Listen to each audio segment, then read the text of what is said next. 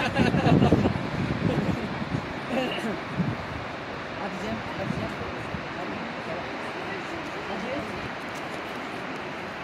Bir de atılacak.